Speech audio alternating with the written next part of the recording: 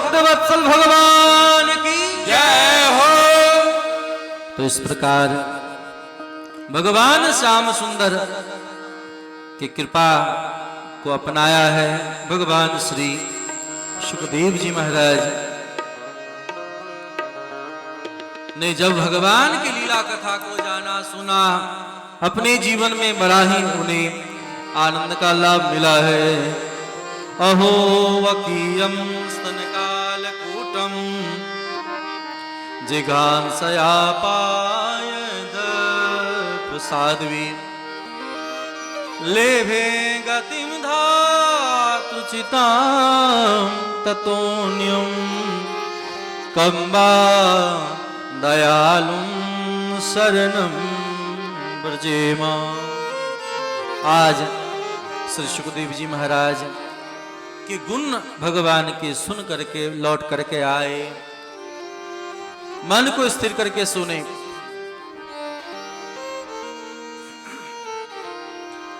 और पूछा है महाराज ये श्लोक और मुझे सुनाएंगे? सुन करके भगवान के प्यारे भक्तों ने कहा ये 2-4 श्लोक ही गुरुदेव ने मुझे सुनाया है। अरे आपके पिताजी ने ही तो इतना श्लोकों को लिखा है, भगवान के दिव्याति दिव्य चरित्रों का गान किया है।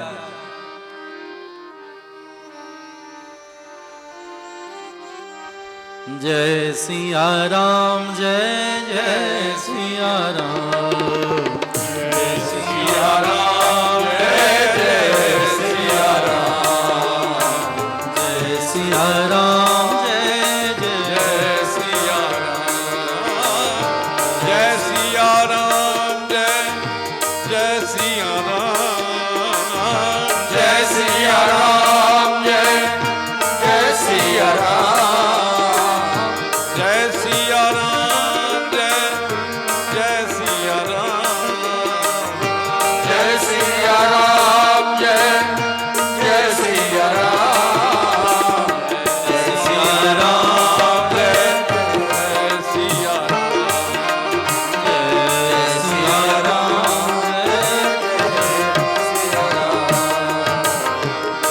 सिया राम जय जय सिया राम, जय सिया राम जय जय सिया राम, जय सिया राम जय जय सिया राम, जय सिया राम जय जय सिया राम, जय सिया राम जय जय सिया राम, जय सिया राम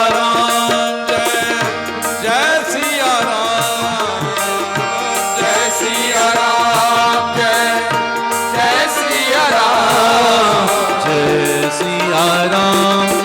जय सिया राम, जय जय सिया राम, जय सिया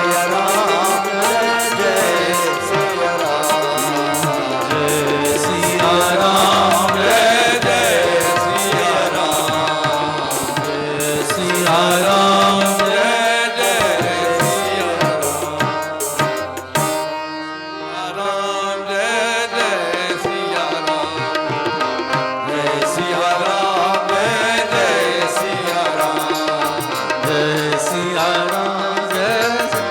राम जय जय सिया राम जय जय सिया राम सिया राम जय जय सिया राम, जय जय सिया राम जय जय सिया राम जय सिया राम जय जय सिया राम, जय सिया राम जय जय सिया राम जय जय सिया राम जय जय सिया राम, जय जय सिया राम जय जय सिया राम, जय सिया राम जय सिया राम, जय सिया राम जय सिया राम, जय सिया राम जय सिया राम, जय सिया राम जय जय सिया राम। बोलिए भक्त वत्सल भगवान की जय हो।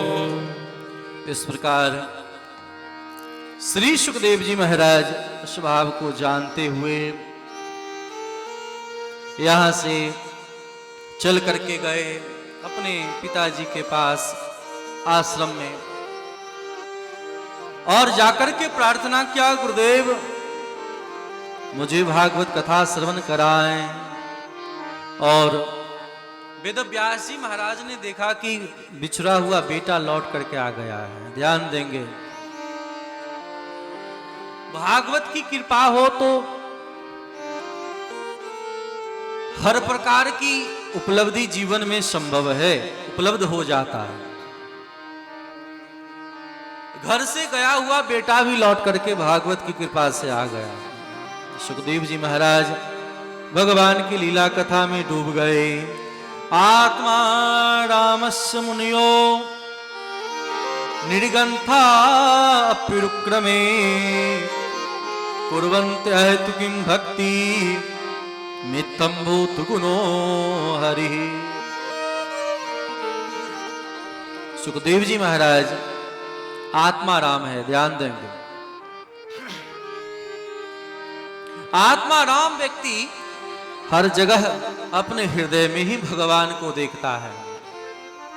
चार प्रकार के लोग होते हैं, आत्मा राम, आप्तकाम, अकृतज्ञ और गुरुद्रोही। जिसमें दो प्रकार के व्यक्ति महान होते हैं।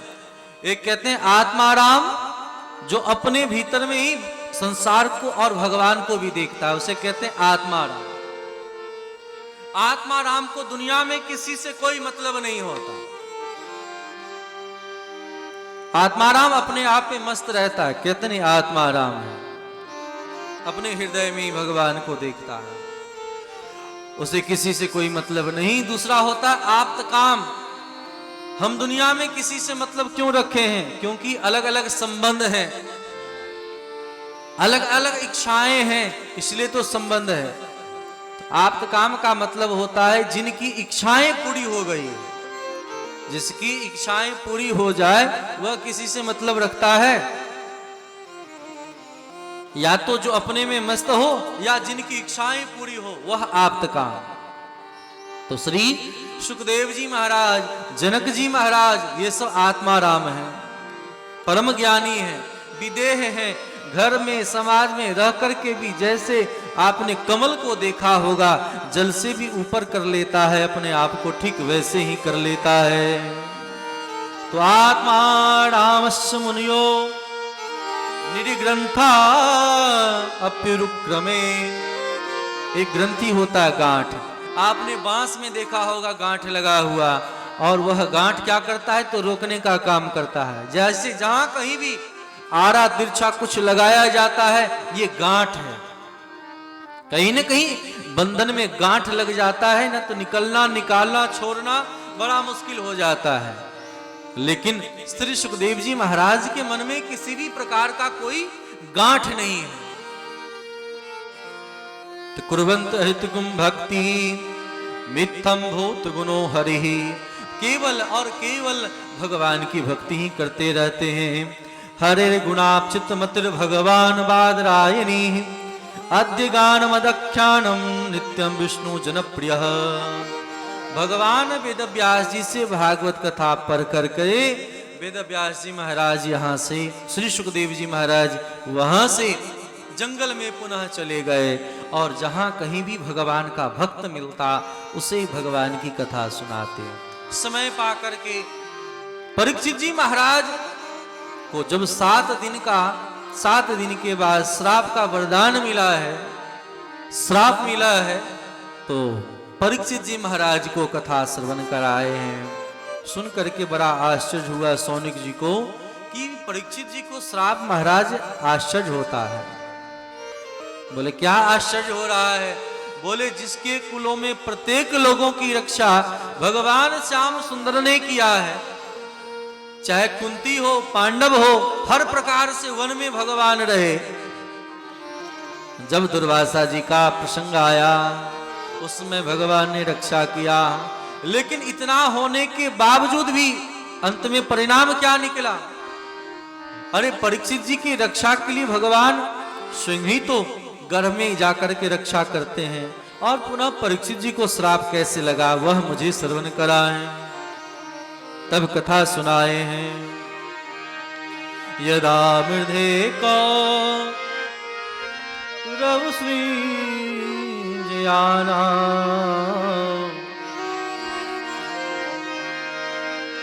यदा विधे कौरव श्रीजियाना वीर सुतो वीर गतिम गतेषु वृकोदरावृद गदा विमर्शः भग्नोरुदंडे धृतराष्ट्रपुत्रः। महाभारत की कथा सुना रहे हैं। महाभारत का युद्ध पूर्ण हो गया। भीम ने दुर्योधन के जंघा को तोड़ डाला है। कुरुक्षेत्र में पराग कराह रहा है, रो रहा है। रोते देख करके मध्य रात्रि में अश्वत्थामा द्रोणाचार्य जी का बेटा पहुंचा और कहा, मित्र दुखी क्यों हो, क्यों रो रहे हो? उनके बातों को सुनकर के दुर्योधन ने कहा, मुझे अपने मरने का कष्ट नहीं है, दर्द का उतना कष्ट नहीं है। बोले फिर? बोले कष्ट तो इस बात का है कि हम 100 में से 100 मारे गए। 11 अक्षौणी सेना लगभग पांडव वहां उनके तरफ से मरा है, दुर्योधन के तरफ से 11 है और 7 अक्षौणी सेना पांडवों के तरफ से मरा है। विचार करें कितना लोग मरा होगा। लेकिन इतना लोग इस परिवार के चक्कर में मर गया, लेकिन इस बात का कष्ट नहीं है। कष्ट इस बात का है कि सब तो मर गया, लेकिन 5 पांडव क्यों बच गया? मरा क्यों नहीं? अश्वत्थामा ने कहा, मुझे क्यों नहीं बनाए सेनापति, मैं मार दिया होता। दुर्योधन ने कहा, इसमें कौन सी बड़ी बात है, मैं अभी बना देता हूं। और शरीर में खून लगा हुआ है, उस खून का रक्त का तिलक कर दिया। ध्यान दे, तिलक रोली का होता है, चंदन का होता है, मिट्टी का होता है, खून का चंदन नहीं होता है। ये राक्षसी प्रवृत्ति वाले लोग जीव जंतु की हत्या करके उसी का टीका लगवाते हैं, कहते इससे सिद्ध हो जाएगा। जैसा तिलक करोगे वैसा प्रभाव पड़ेगा जीवन में। ब्राह्मण होकर के भी अश्वत्थामा आज पाप पर उतर आया। बोला कैसे मारोगे? तो कहा, काक उल्लू के न्याय के अनुसार मारूंगा। कौआ और उल्लू की कहानी पता है? कौआ और उल्लू की कहानी पता है? काक उल्लू का न्याय क्या होता है? एक बार पक्षियों में एक मीटिंग बैठा, आपस में सबने चर्चा किया कि देखो सभी देवी देवता तो जीव जंतु को ही अपना सवारी बना करके चल रहे हैं, तो पक्षियों का राजा कौन है? पक्षियों की राजा गरुड़ जी महाराज, नारायण के गरुड़ जी हैं। तो बोले गरुड़ जी हैं। बोले ये तो ठीक है गरुड़ जी भगवान के, लेकिन अन्य किसी को भी बनना चाहिए। तो सबने मन में विचार करके कहा कि छोड़ो, गरुड़ जी हैं तो हम सब मिल करके एक और को बनाते हैं। बोले किसे राजा बनाए? बोले सब मिलकर के कौए को बनाते हैं। तो सबने एक पुनः घोषणा किया कि गरुड़ जी बहुत दिन तक राजा रहे, अब हम लोग कौए को बना देते हैं, क्योंकि सबसे अधिक बोलने का काम करता है तो कौआ ही करता है। काव काव करते रहता है, दिन देखता न रात देखता, जब मन हो तब बोलते रहता है। लेकिन सबने स्वीकार कर लिया कि कौए को राजा बना दिया जाए, लेकिन एक व्यक्ति विरोध कर दिया। कौन विरोध किया? बोले उल्लू ने विरोध कर दिया, क्योंकि बड़ा मजबूत पक्ष था, अहंकार था कि लक्ष्मी की हम सवारी करते हैं, हम पर लक्ष्मी महारानी सवारी करते हैं। तो सबसे बलवान व्यक्ति तो एक व्यक्ति जब नहीं बोलता है, बोलता है तो इतना ऐसा करेगा कि सबको परेशान कर ही देगा कि नहीं। तो कोई विरोध नहीं किया, लेकिन उल्लू ने विरोध कर दिया कि नहीं नहीं, कौए को नहीं बनना चाहिए, नहीं ही बनने दिया।